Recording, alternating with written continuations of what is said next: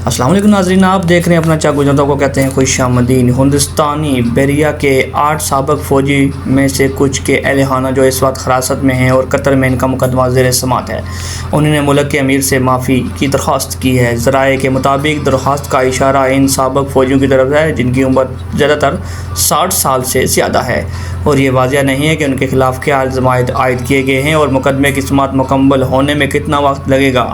فی الحال یہ واضح نہیں ہے کہ جن سابق فوجیوں نے درخواست دائر کی ہے ان میں سے کن کی فیملیز کے افراد کا کنیکشن ہے۔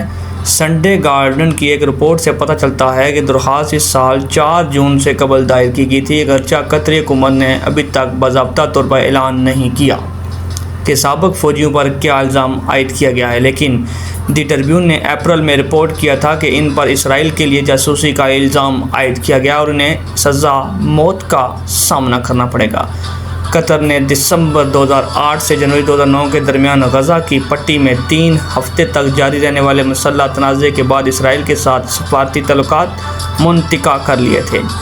ایک رپورٹ کے مطابق اس سال 25 مارچ کو سابق فوجیوں کے خلاف الزامات درج کیے گئے تھے۔ انہیں پہلی بار اگست 2022 میں قطری حکام نے اٹھایا اور ممبیا طور پر کم از کم اگلے 8 ماہ انہوں نے قید میں گزارے۔